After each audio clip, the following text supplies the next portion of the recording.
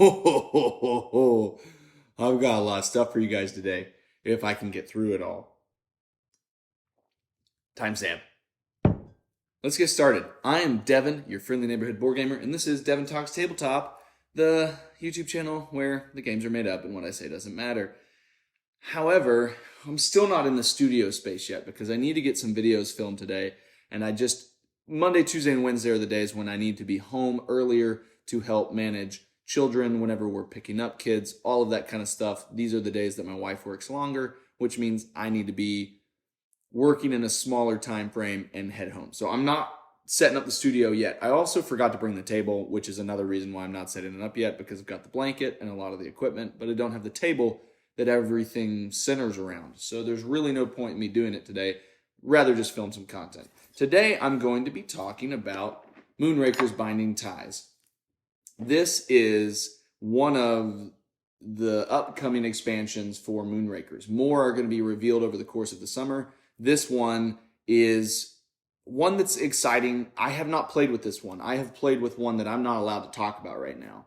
But I have played with this one, which is an encouraging way for players to unify and collaborate in the game. If they already had trouble doing that, or if they were already doing that, this incentivizes them further. This is the kind of game where the base game here, it's a negotiation deck builder. And I had my fancy Swiss Army knife, and for some reason, I left it, I think, at the house, or it's somewhere in the car.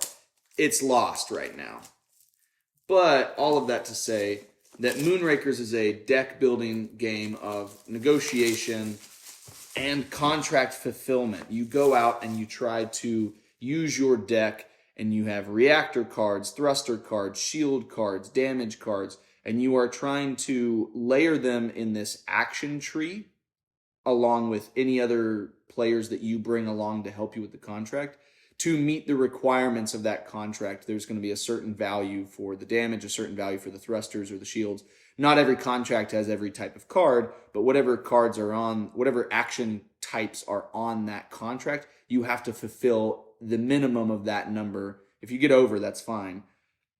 And it's hard to complete on your own. Until you get close to the end of the game, you're not really strong enough in your deck building and the ship parts that you've upgraded your ship with in order to complete contracts on your own. At mid-game, you start to kind of get to the point where you can complete the low-level contracts, but those are less rewarding. You're incentivized to work with people and have them help you, because the more chance you have of completing the heavier contracts, the more renown or like points you win. And then I think it's prestige. The more prestige you win, and then also the more coins and other rewards you might get based off of each individual contract. And I really like it. I think it's a really, really solid game. I've played it twice now, both at 3-player, once with Jesse and West, and then another time with Jesse and Austin, who's from Ivy Studios. So I really enjoyed both playthroughs of those.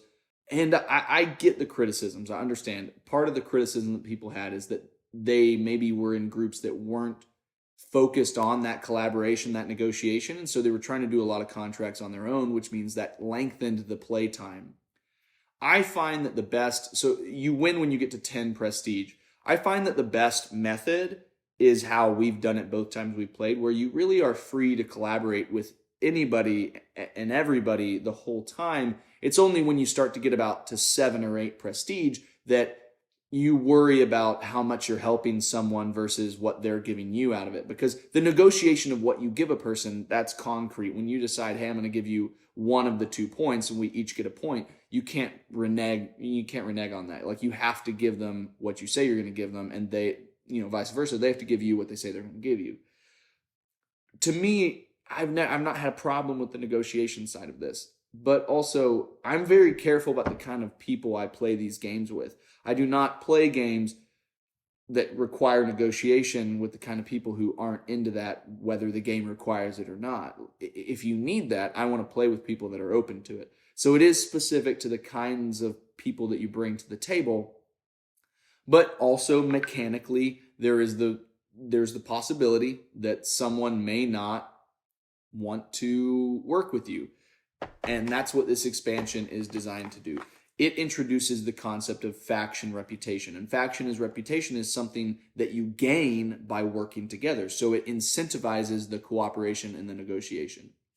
And then as you get to the end game, that's where even if you have a non-legitimate or maybe not as strong criticism of the game because you're like, it requires this negotiation. If the negotiation breaks down, the game breaks down.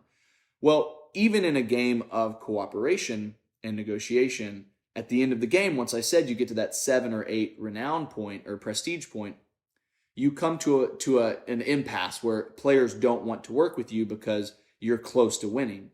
And typically by that point, if you have a strong enough ship, you're either able to take some medium contracts on your own and just have a really good deck building synergy set up, or you take some smaller contracts and just try to feed off those low level ones to get those last few points.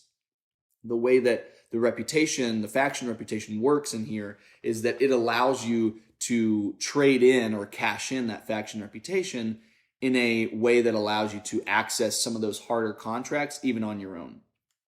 So for example, you get faction reputation in here in a few ways. You ally with other players, and then also contract rewards, and then crew and ship part abilities that are specific to this expansion now can give that to you. So whenever you complete a contract together, you gain a faction reputation point with each person's color. And then when you have contract rewards at the end of a successfully completed contract, some of them will have that as a reward on there, and that can be part of what you negotiate for. You know, if somebody else is getting the prestige, you can say, okay, I want the faction reputation. So you can also get it through the contract rewards. And the other way that you can access it is crew and ship part abilities that are specific to this expansion will be able to give you faction reputation of a particular kind of your choice. Then once you have that, you've got the reputation board or the reputation terminal that you track that on. And then when you spend it, you can choose to spend it for rewards and also assistance with completing contracts. So to spend it, you move your token to the left, like as you drop down in faction reputation, and that allows you to fulfill or spend resources or rewards on here. So it allows you to get coins, or it allows you to take an additional action, or allows you to discard a contract, which is a free way of checking out a new contract. So there's benefits here that you get based off the reputation that you're at. So, you're able to trash a card from your hand, or you're able to subtract 2 from any one requirement. These bonuses can be that little extra boost that you need to get past a particularly meddlesome contract when you're at a high point and maybe someone doesn't want to work with you. So you've got these reputation terminals here that are specific to each player. As you can see, you've got them at different levels, and at each level you've got different bonuses that are going to be able to be accessed if you drop down and you spend that faction reputation. So you've got these per player, and once again, it's in the sumptuous, delicious, awesome production value that Ivy has. I mean, this is a production. This is not a production copy. This is like a pre-production, prototype, but it's really well done. They've got a nice tray that nestles in and holds all of those boards. Ooh.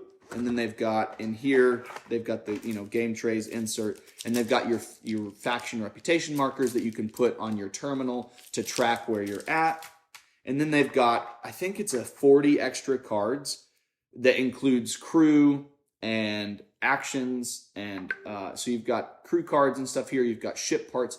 All of these are specific to this expansion and work with binding ties. And, once you get other expansions that exist out there, secret stuff, then you'll be able to incorporate all of that together. You could play with all of them if you want, but for sure, this binding ties has got a lot of stuff that can just by itself help mitigate some of people's frustrations. And this is probably why this is the main expansion that is being led with, because it directly corresponds to some of the critique that has been levied at Moonrakers since the game first came out, where people say, this cooperation is frustrating. Well, this incentivizes you to cooperate because you get to build reputation, and then you also get to spend reputation. It does 2 things on either end of the spectrum of the game. At the beginning of the game, it rewards people who lean into that negotiation, which is one of the main mechanics of the game, and it gives you an additional bonus outside of just the benefit of the negotiation that you determine for a contract that you successfully complete.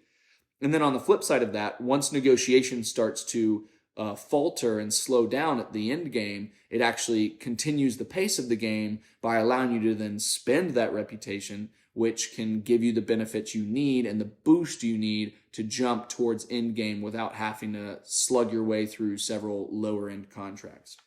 Pretty clever stuff that it's doing all there in this new system. Yeah, so this is Binding Ties by Moonrakers. They have their Moonrakers campaign coming out this summer.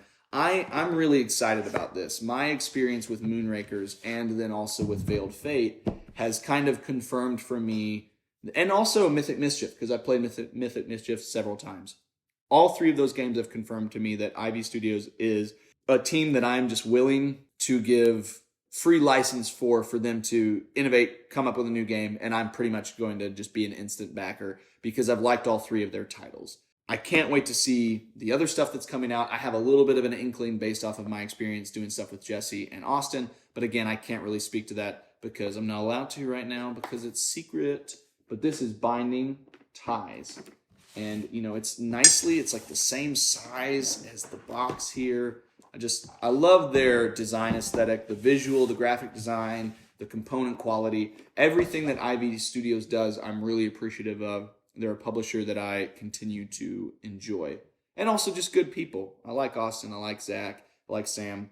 They're just good people, and their whole team there is people that I like. Timestamp.